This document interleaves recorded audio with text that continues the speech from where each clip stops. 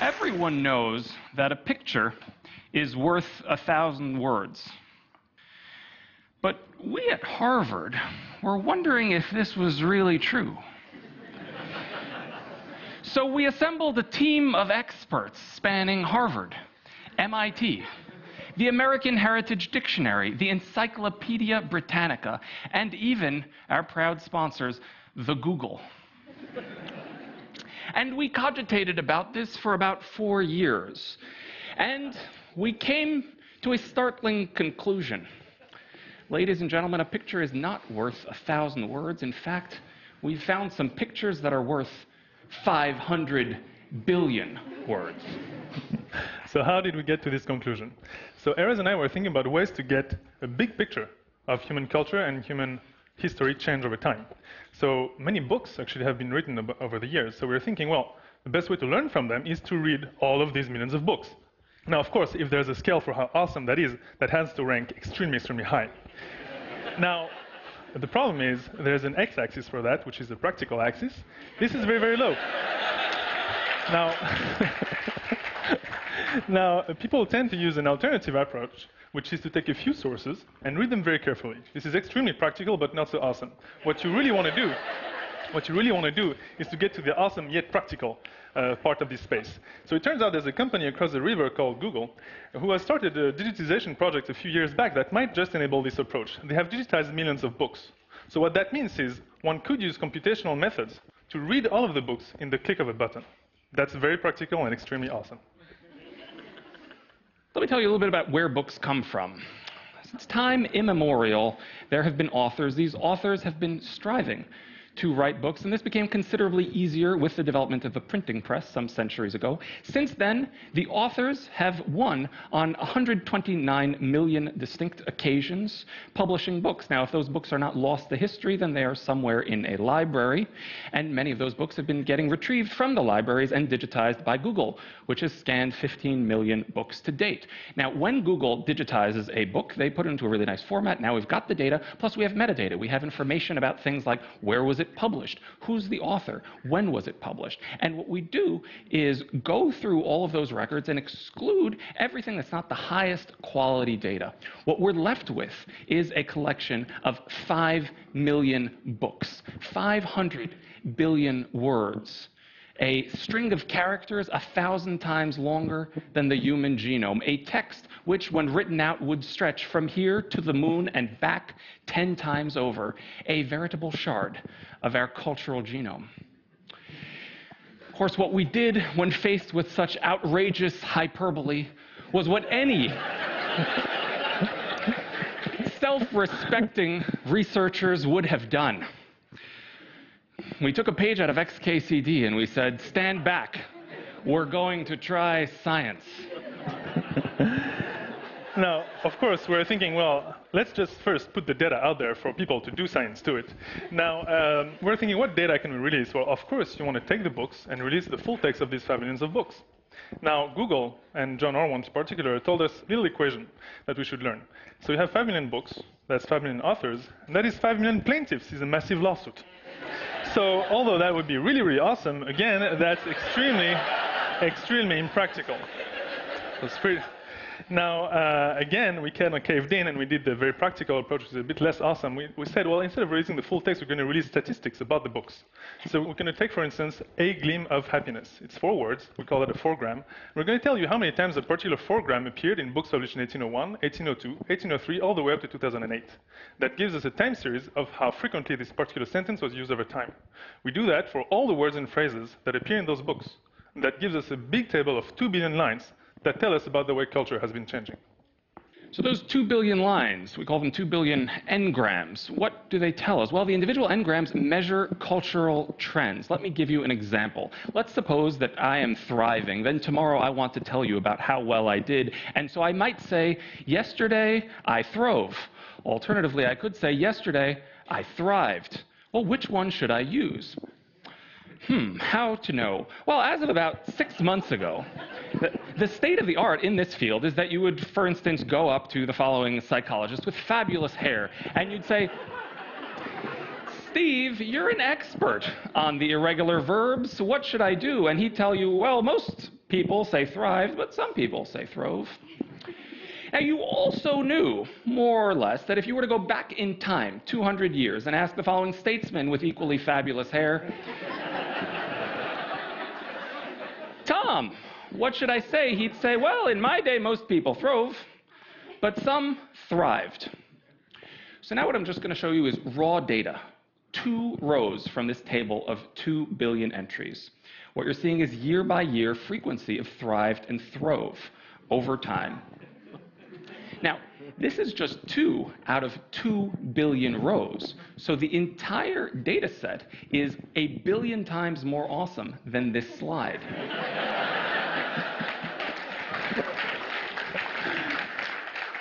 Now, there are many other pictures that are worth 500 billion words. For instance, this one, if you just type in influenza, you will see peaks at the time where you knew big flu epidemics were actually killing millions of people around the globe. If you were not yet convinced, sea levels are rising, so is atmospheric CO2 and global temperature. You might also want to have a look at this particular engram and tell Nietzsche that God is not dead, although you might agree that he might need a better publicist, yes. You can get at some pretty abstract concepts with this sort of thing. For instance, let me tell you the history of the year 1950. Pretty much for the vast majority of history, no one gave a damn about 1950. In 1700 and 1800 and 1900, no one cared. Through the 30s and 40s, no one cared. Suddenly, in the mid-40s, there started to be a buzz. People realized that 1950 was going to happen, and it could be big.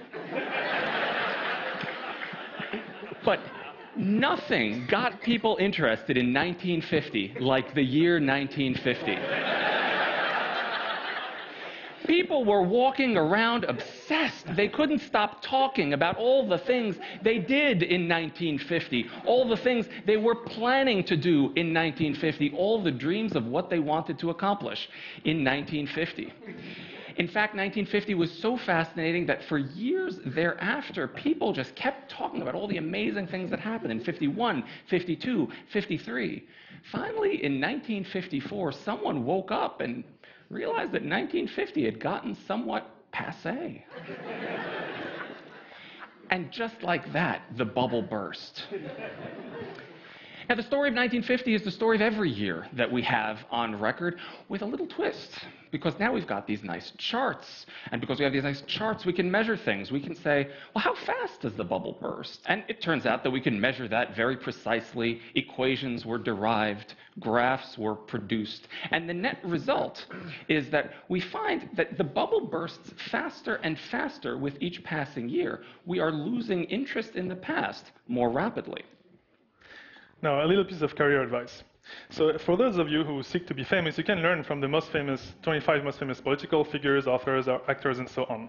So if you want to become famous early on, you should be an actor, because then fame starts rising by the end of your 20s. You're still young, it's really great. Now, if you can wait a little bit, you should be an author, because then you rise to very great heights. Like Mark Twain, for instance, is extremely famous. But if you want to reach the very top, you should delay gratification, and of course become a politician, right? So here, you will become famous by the end of your 50s and become very, very famous afterwards.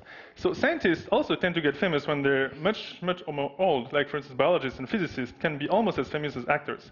One mistake you should not do is become a mathematician.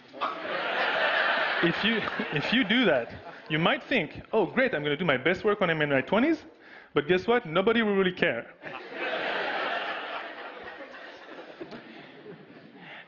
There are more sobering notes among the engrams. For instance, here's the trajectory of Marc Chagall, an artist born in 1887, and this looks like the normal trajectory of a famous person. He gets more and more and more and more famous.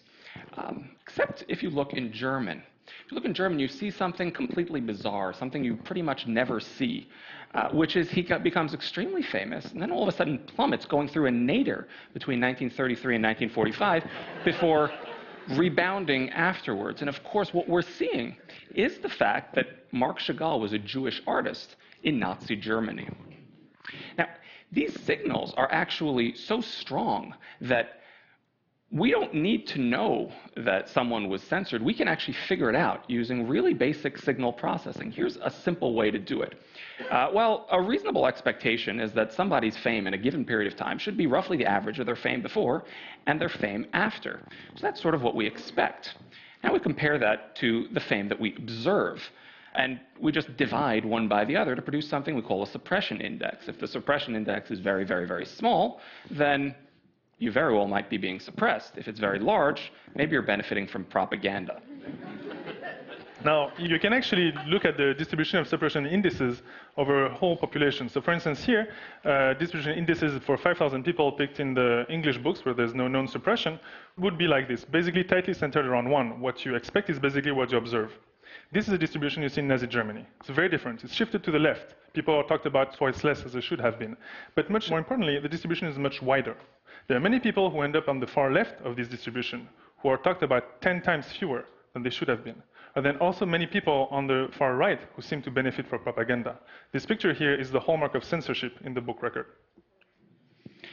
So culturomics is what we call this method. It's kind of like genomics, except genomics is kind of a lens on biology through the window of the sequence of bases in the human genome. Culturomics is similar. It's the application of massive-scale data collection and analysis to the study of human culture. Here, instead of through the lens of a genome, through the lens of digitized pieces of the historical record. And the great thing about culturomics is that everyone can do it. Why can everyone do it? Everyone can do it because 3 guys, John Orwant, Matt Gray, and Will Brockman over at Google, saw the prototype of the Ngram viewer and they said, this is so fun.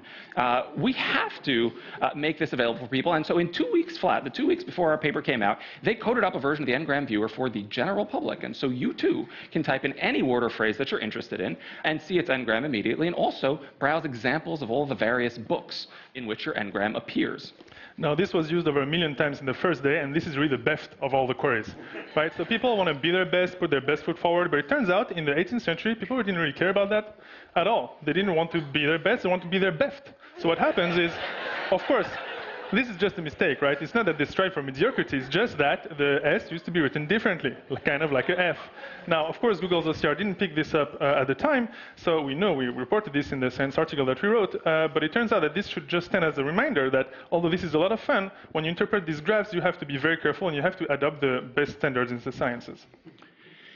People have been using this for all kinds of fun purposes.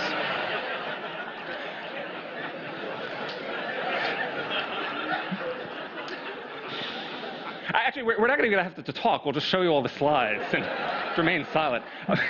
This person was interested in the history of frustration. There's various types of frustration. If you stub your toe, that's a 1A arg. If the planet Earth is annihilated by the Vogons to make room for an interstellar bypass, that's an 8A arg.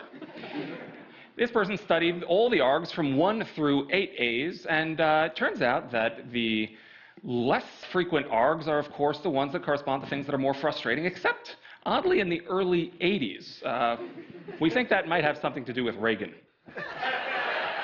All right, the bottom line is, okay, there are many usages of this data, but the bottom line is that the historical record is being digitized. Google has started to digitize 15 million books. That's 12% of all the books that have ever been published. It's a pretty big, it's a sizable chunk of human culture. There's much more to human culture. There's manuscripts, there's newspapers, there's things that are not text, like art and paintings. This will happen to be on our computers, on computers across the world. And when that happens, that will transform the way we have to understand our past, our present, and human culture. Thank you very much.